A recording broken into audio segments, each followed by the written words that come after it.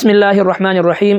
واجب الاحترام سامعین و ناظرین، ایک مسلمان ہونے کی حیثیت سے ہر مسلمان کی یہ خواہش ہونی چاہیے کہ اس کا ایمان کامل ہو اور وہ پکا سچا مسلمان ہو۔ اور مسلمان کامل مسلم اور کامل مسلمان کس وقت بنتا ہے؟ آئیں سرور کائنات صلی اللہ تعالی علیہ وسلم سے پوچھتے ہیں۔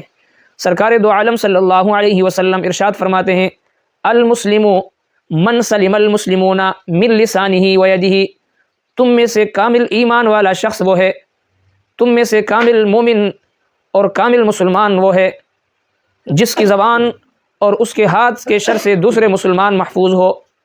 کامل مومن ہونے کے لیے، کامل مسلم ہونے کے لیے بنیادی اور اہم شرط سرور کائنات صلی اللہ علیہ وسلم یہ بیان فرماتے ہیں کہ اس کی زبان اور اس کے ہاتھ کے شر سے دوسرے مسلمان محفوظ ہوں۔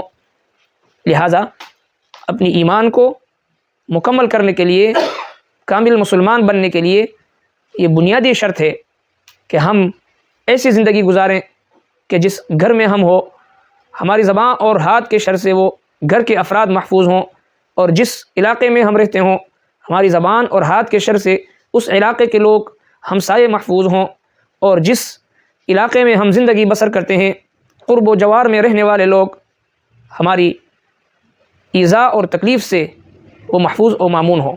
سرور کائنات صلی اللہ علیہ وسلم ارشاد فرماتے ہیں، المؤمن مألف ولا خیر فی من لا یألف ولا یؤلف، مومن محبت کا مرکز ہوا کرتا ہے، اس بندے میں کوئی خیر نہیں جس سے نہ لوگ محبت کریں اور نہ وہ لوگوں سے محبت کرے۔